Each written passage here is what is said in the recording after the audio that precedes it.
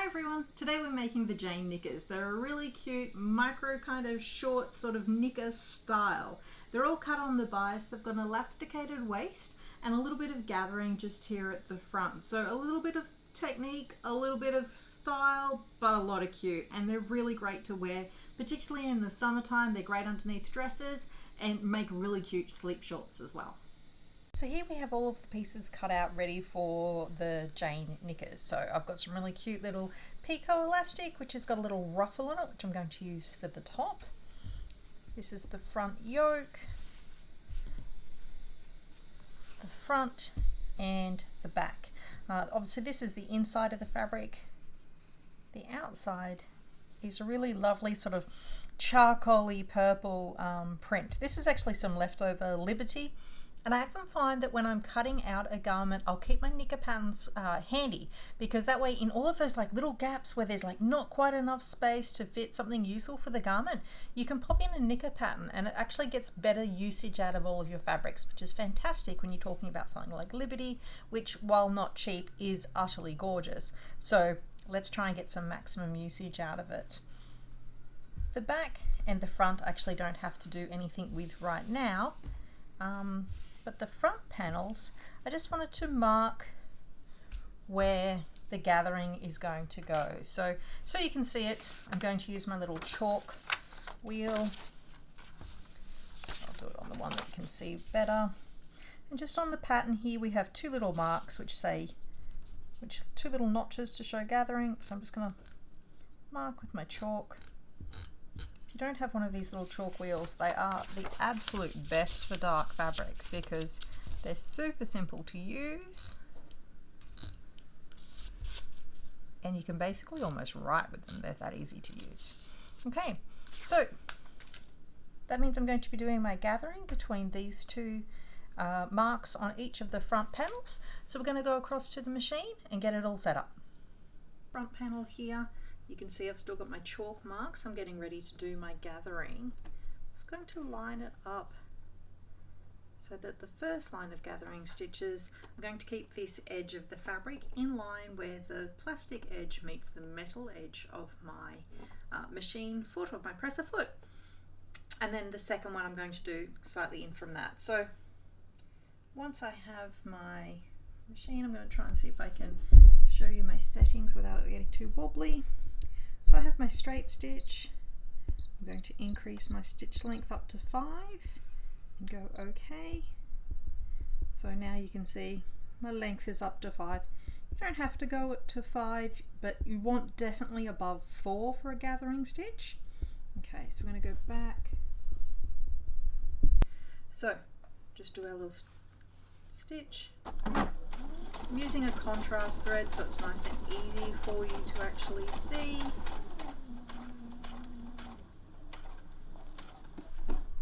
Gone a few stitches past just to make it easy. Nice long threads, and I'll use the cutter on the side of the machine. Now I'm going to do it again. This time I'm going to line up my initial stitch line with that same point on my machine.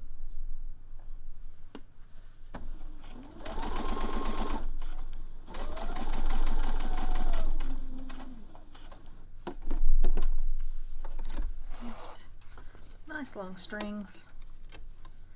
Now in the contrast thread that I've done, just so you can see, move the extra threads away, you can see I now have 2 lines of gathering stitch.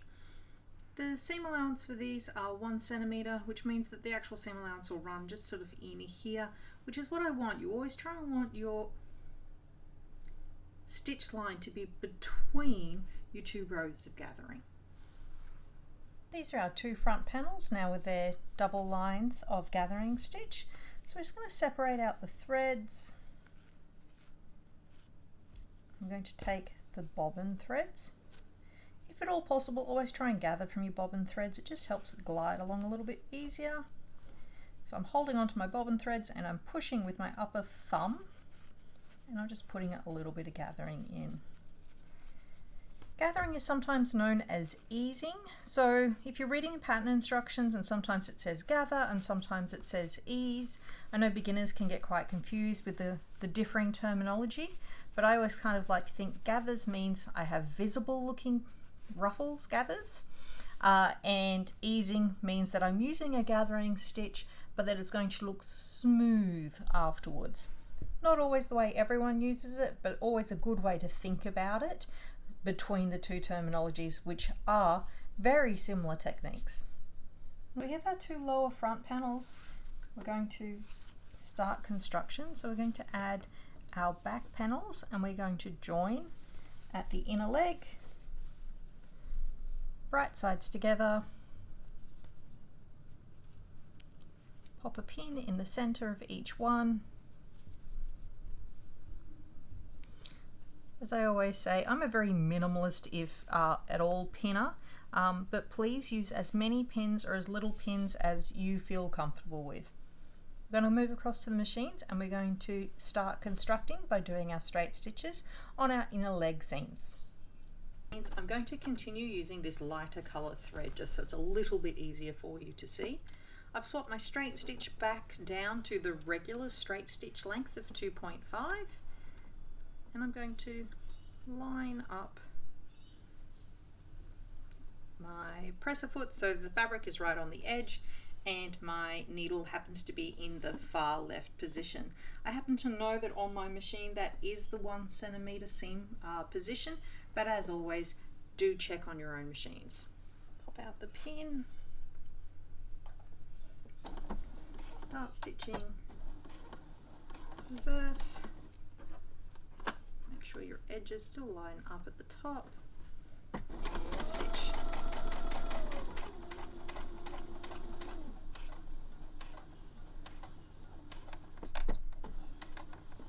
Reverse, and I can use the picot. Same again for the other leg.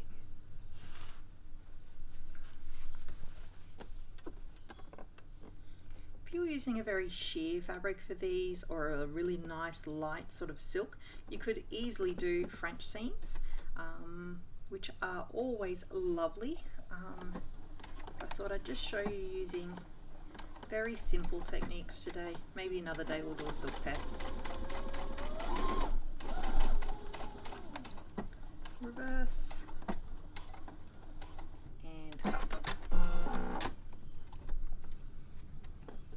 Going to go straight into finishing these edges, so I'm just going to pop across to the overlock. I'm going to overlock these edges. You could also stay at your regular machine and do a zigzag on these edges as well. So here we have the back panels sitting on top of the lower front panels. We have stitched a seam, we've finished it with our overlocker. Now we're going to join the two together.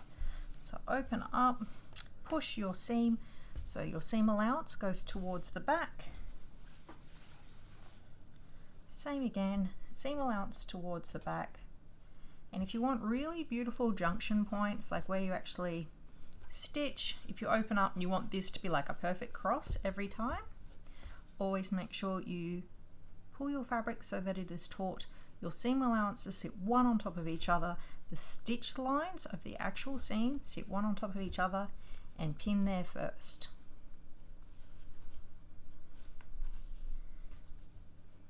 Then straighten up your sides, pin, pin again, and the same at the front.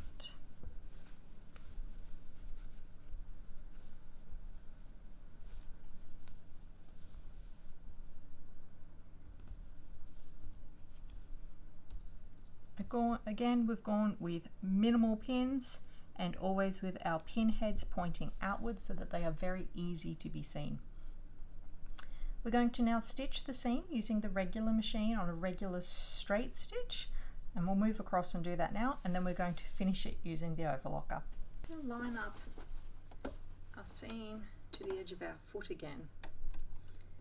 Often when we're sewing underwear, people always say to me, oh, like, what do I do when I get around the curve? Like, how hard is it to sew this curve in here? It's really tight.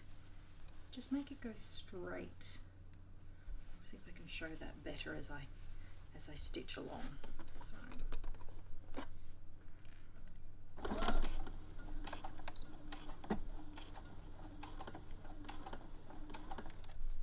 So you'll see here the fabric is cut on the bias and it sort of bounces a little as it sews. If you overhandle it, if you stretch it, if you put too much tension in your hands and try and control the fabric at this point, you can stretch it very easily.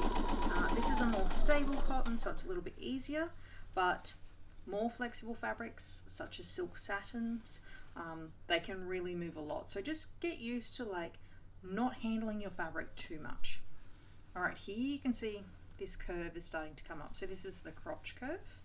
So what we're going to do, instead of sewing around the curve, I'm going to move the bulk of my fabric over here, trying to lean around my actual filming rig. Very gently, just guiding it through, taking my pin out. Here again, very sharp sort of curve, pushing everything to the side. Now it's a very shallow, almost straight line. Fabric is very fluid, very flexible. You can make it move to do what you want, as long as you don't stretch it in the process. All right, so I'm just going to take my pin out. So again, this is where all of my seams match up. So I'm just going to slow down and go over there nice and slowly.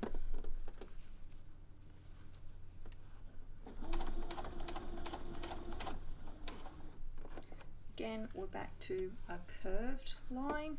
So I'm going to take the bulk of my fabric and I'm going to push it over to my side. Wherever possible, try and let the machine or the table that your machine is sitting on take the weight of the fabric. Don't try and hold the weight of the fabric in your hands or in your lap if you're sitting to sew, because it creates extra strain on the fabric. The table's there to help you out. Let's use it to do so. Coming to the top, so I'm just going to reverse and cut. Didn't cut today. Alright, so hopefully you can actually see that stitch line coming up, and even though we sort of straightened out our fabric, it still has stitched it in a curve. It basically just bounces straight back. I'm going to finish this one on the overlocker, and then I'm going to show you how to pin in the front yoke section. So this is the crotch seam that we have just stitched, and now I've overlocked it, and our next part is to join the front yoke. So I'm going to unfold, and here you can see perfect junction point because we pinned it first. Always the easiest way to make sure that that ends up as a nice little X. Okay. So you can see they're really starting to take shape now. We just have to add in this front yoke. The front yoke is on a curve, and you can see I've deliberately left the cut on fold line, actually ironed it in so it's nice and visible so we can see it. What we're going to do is we're going to match up that line, then we're going to match the outer lines and shuffle our gathering until this edge and this edge are the same distance. So right sides together. I'm going to push my seam allowance to one side. Here it doesn't matter so much which way you actually push your seam allowance, unlike normal where we try and push them in certain directions. So I've pinned the center.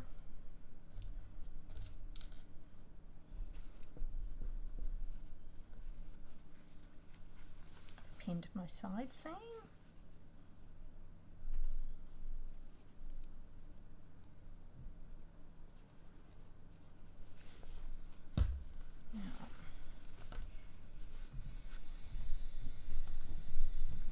I want this to be able to sit flat, so I'm going to shuffle my gathering, hold on to my lower piece from underneath and make them match up.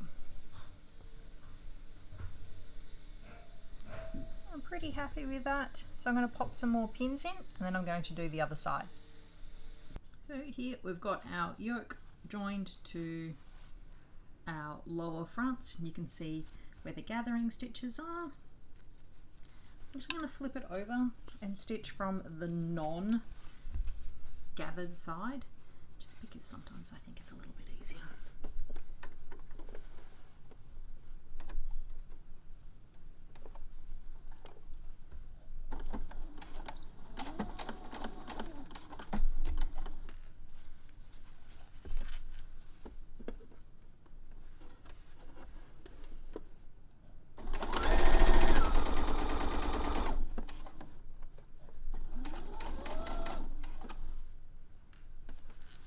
Just getting to the gathered section, so before I stitch I'm just going to gently pop those sections away, making sure that everything's sitting down, there's no bulk, nothing's caught up.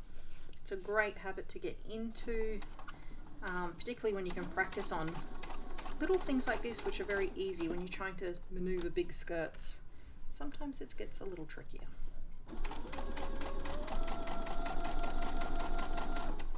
And just like that, I'm over the gathering. So what I'm going to do is I'm going to keep stitching the whole way along. I'm then going to finish it using the overlocker. Then we will move on to doing the side seams.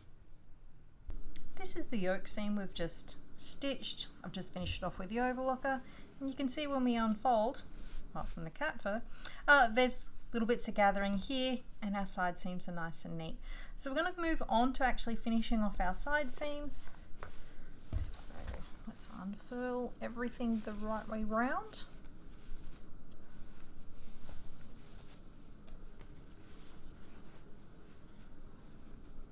Going to match at the top and the bottom, the top and the bottom. Pin these in place. When you pin these in place, make sure that your yoke seam is pushing down if at all possible. It helps make your yoke sit a bit flatter. If you're very worried about keeping it flat, you could pop in now with an iron and give it a nice press. But you can also just stitch. So we're going to move onto the side seams by stitching and then overlocking. Stitching our side seam, pop it in underneath the presser foot, line up this outside edge for our 1 centimetre seam allowance again.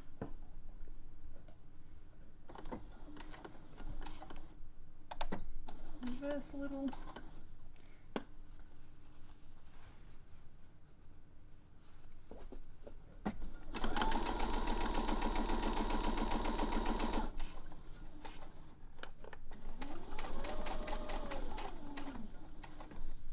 Always holding that seam down as I stitch it, just to make sure it sits nice and flat. Here again you can see all of the bias lines of the actual fabric. And bias does tend to move a little bit more, it's slightly more flexible, but as long as you don't over handle it, it's not that hard.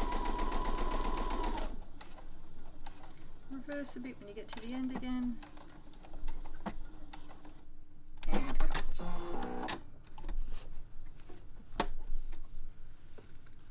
So that's our seam. We're going to do the same on the other side seam, finish them both on the overlocker, and then we're going to move on to doing the hems and the elastic around the top.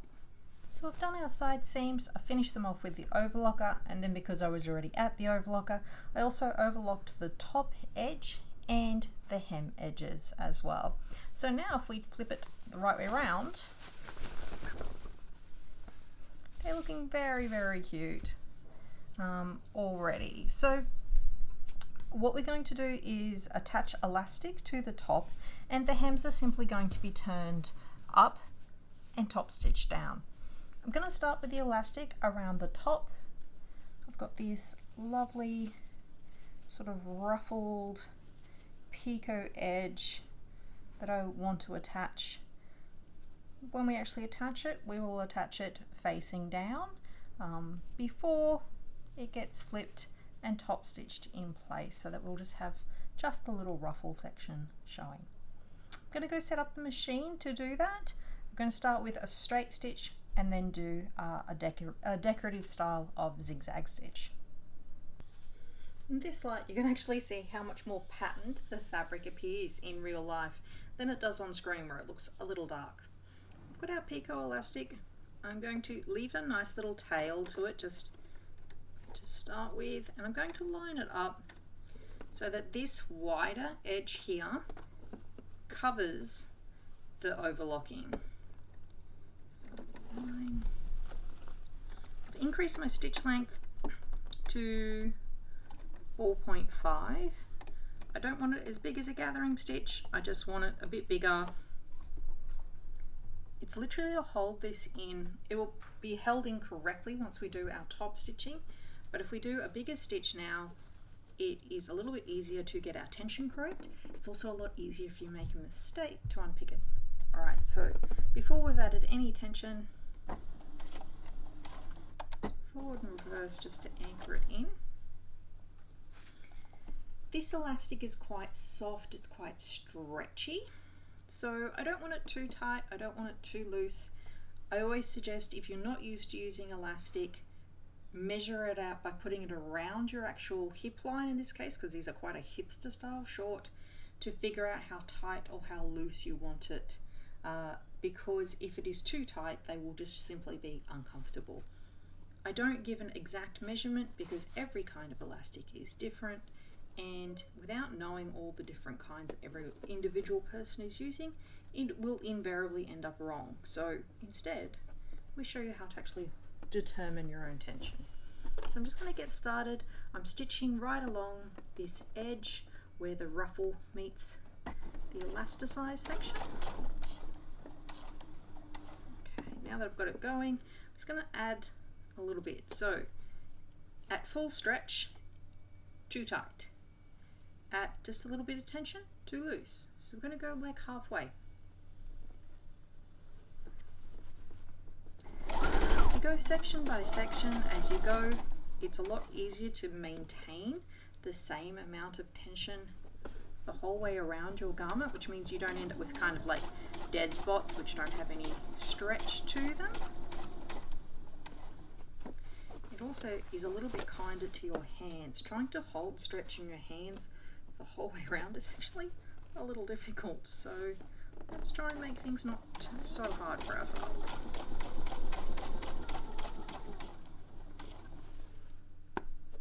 And because you've got the second chance of doing your top stitching, you can get it nice and easy.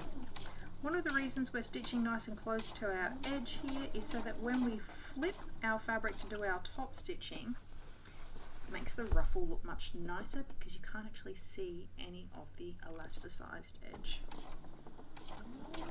Alright, I think you get the idea of what I'm aiming for with this bit. Add your tension in, stitch light along the edge. I'm going to finish and go all the way around, and then I will show you how to do the top stitching. I've gone all the way around the top with the fancy elastic, and I'm just coming back to the original start point. So I thought I'd show you how I actually do this point. What I'm going to do is I'm going to trim our tail a little bit shorter. Get rid of that thread while I'm there. I'm going to fold this one back in on itself. Hold this one over top. Okay, so tail, fold it back in on itself, hold over the top.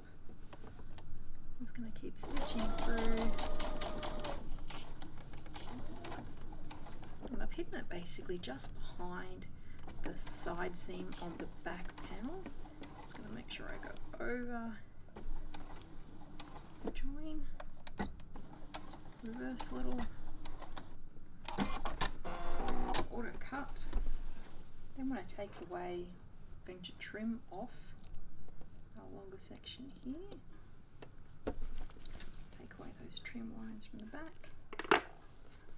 And now you'll be able to see, when I flip it up, there's just a little tiny fold where the elastics actually join, and the raw edges are actually tucked inside, so it makes it for a really nice kind of junction point there. getting ready to top stitch down our elastic. So I'm going to choose this decorative stitch. It's a 3-step zigzag. I really like the 3-step zigzag for finishing off things.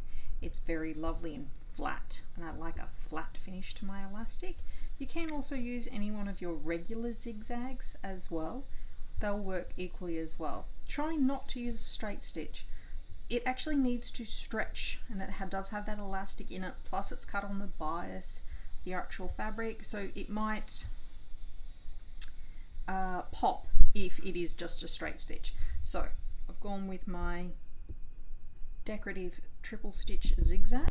So we're doing our triple stitch zigzag top stitching.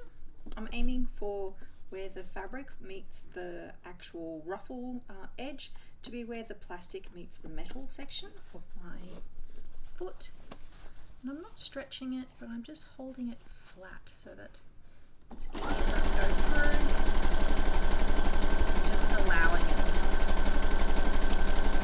go.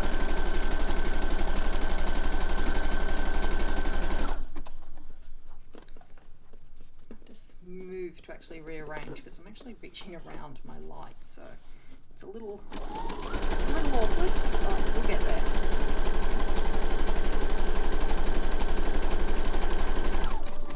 I'm just going to pause before I get to this seam, but you can see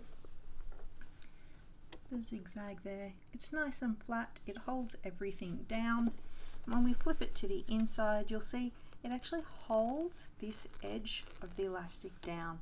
Makes the inside very flat, also means it's incredibly good for wash and wear. You can throw it through the washing machine and nothing picks up this little fuzzy bit to make it sort of break apart, so that makes it very handy.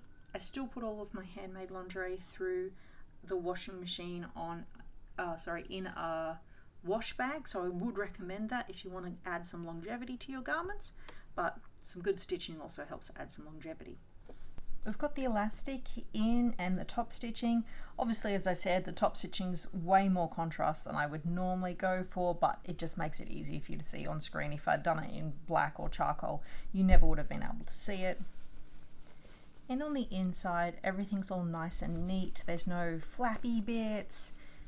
It's, looks like bought stuff. So you can also see, because this will sort of sit a bit flatter on the body really, it's brought in the waist just enough, so you don't really need to stretch that elastic. It just needs to be that kind of like bit more than just subtle tension, less than stretch, just to draw it in. Next thing is the actual hems.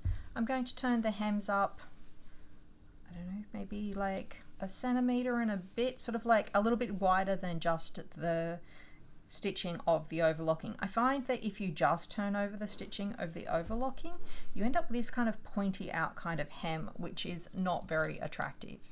So I'm actually going to fold it over a little. I'm going to measure whatever that is, and then I'm going to do the hems. I don't think my brain can actually handle it being this contrast, so I'm actually going to swap to a black thread just for the hems because I think that'll just be a slightly nicer finish. So I'm going to go rethread and do my hems, and I'll be back again to show you the finished product. So here's our finished Jane Knickers. I've popped them on the dummy so you can see how they look sort of on a semi kind of body style form. Really cute little ruffle edge up the top here, really flat looking elastic with our triple stitch zigzag. The little gathers just add a nice little puff to the leg. The leg's puffing out a little bit, it could really do with a good press, bit of an iron. I also noticed this fabric, because I have it in a dress as well, it did soften a lot once it had been washed more than once, so it's been pre-washed but not like washed, so I think that kind of extra poof is going to go away. But I really love the little micro leg. It makes them great to wear for sleep shorts and sometimes under dresses in the summer, I should say. That just sort of like a really cute little short as well. So I think they're a great style. I hope you enjoyed making them, and I really look forward to seeing all of your versions. If you liked sewing along with the Jane Knickers, it'd be really awesome if you could hit the subscribe button. Tell your friends to come along and subscribe. We'll keep making more content, and soon you'll have all the clothes you've ever dreamed of.